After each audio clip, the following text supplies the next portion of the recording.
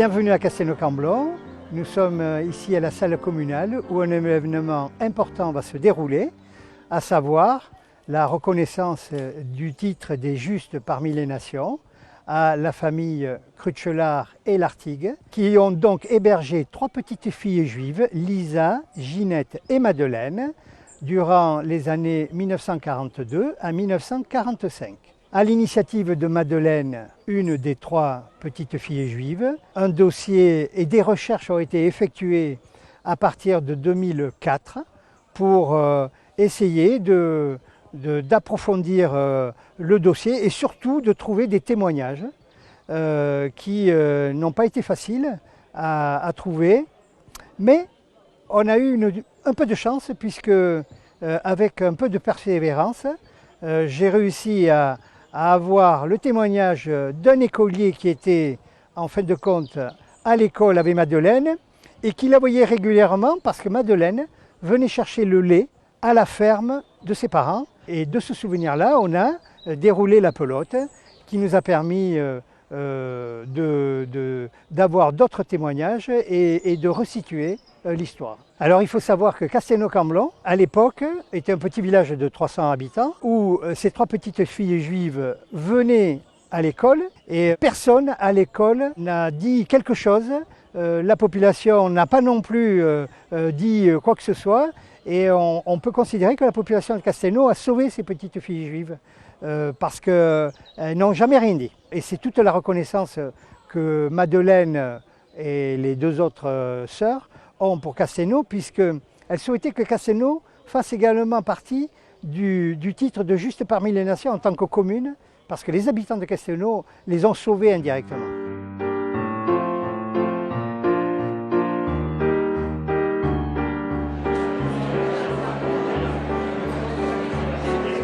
Je vous souhaite à toutes et à tous la bienvenue à Castelnau-Camblon. Nous sommes tous réunis ici pour l'attribution du titre de Juste parmi les nations, la plus haute distinction civile décernée par l'État hébreu à des personnes non juives qui, au péril de leur vie, ont aidé des juifs persécutés par l'occupant nazi. Si je prends l'histoire dans le bon sens, je ne sais pas si c'est Madeleine qui s'est mise en relation avec le gouvernement allemand ou est-ce que c'est le gouvernement allemand qui s'est mis en relation avec Castelnau parce que le gouvernement allemand indemnisait les enfants cachés pendant la guerre. Voilà, c'est comme ça que ça s'est fait. Et Madeleine m'a téléphoné et nous nous sommes vus la première fois. Alors, monsieur le maire a dit que c'était certainement 2004, ça doit être ça. Et c'est comme si nous nous étions toujours connus. Voilà, c'est comme si on s'était toujours connus. Madeleine est une dame extrêmement vive, très très gaie, très gaie. Et donc nous avons donc depuis 2004, si on compte, ça fait 15 ans qu'on se connaît. Elle a donné à téter à mes petits-enfants. Et disons qu'elle voulait à tout prix, elle me disait toujours, j'espère que je ne mourrai pas avant que ça se réalise.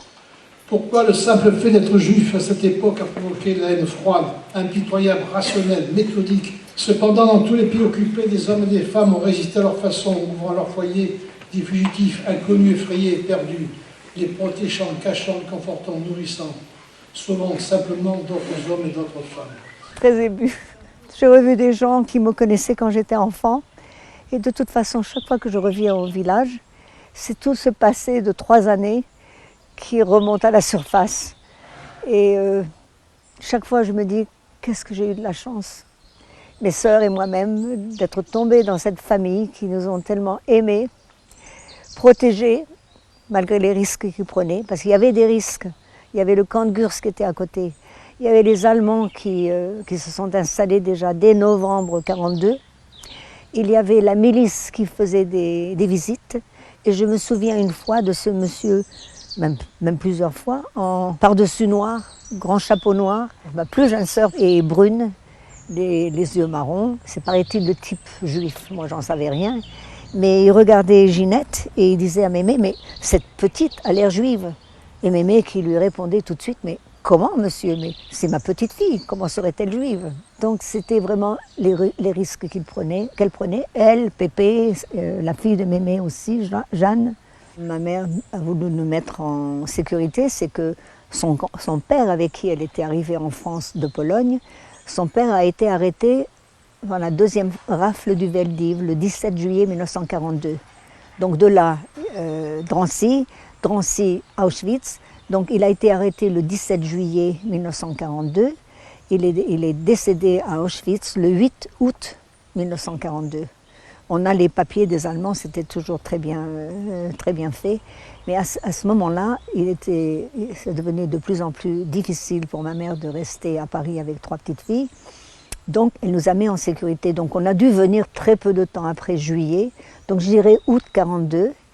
Et mon père, donc, qui était prisonnier, qui a été libéré en mai 45, par les Allemands en Allemagne, est revenu en France, a revu ma mère qui l'attendait avec un bébé dans les bras.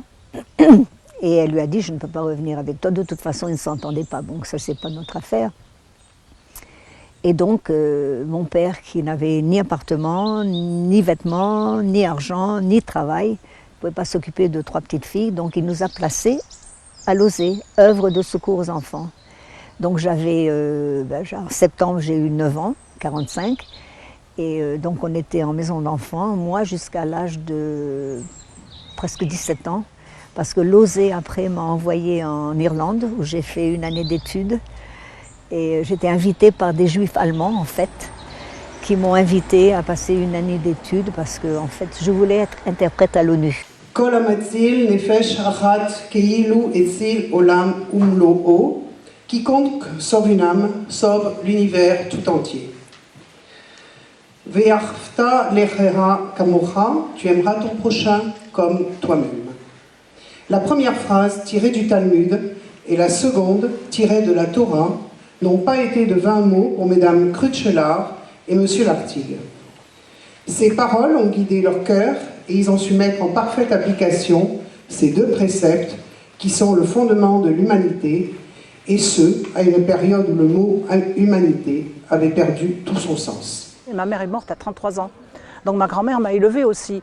Et on se rend compte de tout le travail qu'elle a fait, de tout l'amour qu'elle a eu.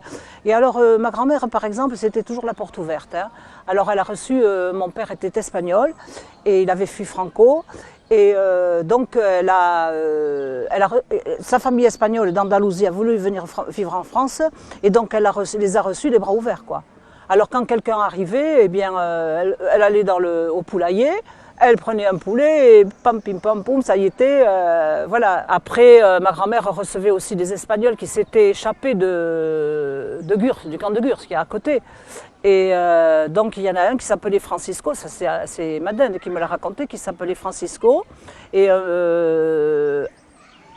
Madeleine allait chercher du lait. Et en remontant, il y avait plein de champs de maïs sur les côtés. Et en remontant, elle entend les maïs bouger, Madeleine. Et c'était Francisco qui lui a dit viens vite, viens par là. On va y arriver par les maïs. Parce qu'il y avait plein d'Allemands qui descendaient, quoi. C'était dangereux, quoi. Qu'est-ce qui a parlé? Est-ce que c'est le cœur? Oui, le cœur a parlé. Ma grand-mère, elle avait les bras ouverts, quoi. Hein. Après, elle aimait bien commander, c'est sûr. Mais elle avait vraiment le cœur sur la main, les bras ouverts, quoi. Hein. C'était... oui, c'est ça. Parce qu'elle était consciente quand même du danger, hein. Elle savait que si on la dénonçait, on pouvait la dénoncer. Si on la dénonçait, sa fille aussi mourrait. Voilà. Donc c'était... Et les petites filles aussi. Voilà, elles auraient été envoyées dans un camp, voilà.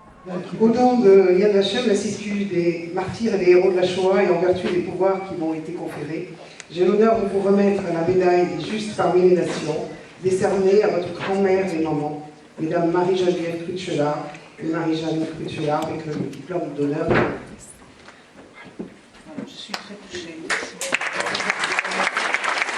Le principal, c'est qu'ils ont accordé cette reconnaissance à des gens qui vraiment le méritaient. Si je suis ici, si je suis en vie, c'est grâce à ces 3 personnes. Voilà. Et au village de Castelnau. La première fois que je suis venue au village avec M. Baldan, nous avons été invités à prendre le thé chez François Soulet. Et c'est lui qui m'a dit qu'il y avait beaucoup de collaborateurs de Navarinx.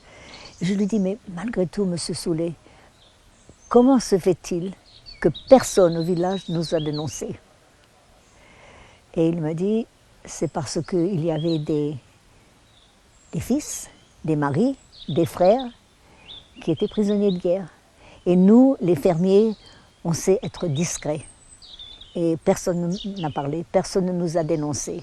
Donc j'ai toujours dit que c'était le village en entier qui nous avait cachés, qui nous avait sauvés. Pour moi, ça a toujours été Pépé et Mémé.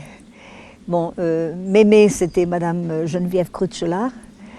Sa fille Jeanne, qui avait à peu près l'âge de ma mère à ce moment-là, en fait, qui passait pour les étrangers du village comme notre mère.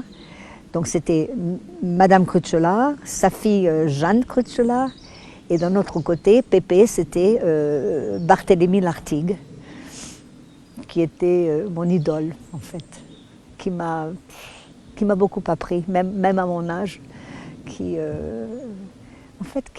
un peu... tous les deux ont formé le caractère, la personne que je suis aujourd'hui. Je crois que c'est grâce à eux. Parce que quand je vais au cimetière, je leur parle un peu dans la tête, hein. Mais je leur dirai, Mémé, maman, je suis tellement fière et fière de Madeleine, qu'elle ait fait ça pour vous, elle vous aimait tellement, quoi. Hein. Et vous l'avez mérité, quoi. Vous l'avez mérité. J'espère que là-haut, eh bien, vous vous rendez compte de l'honneur qui vous est réservé, qui vous a été donné. Voilà.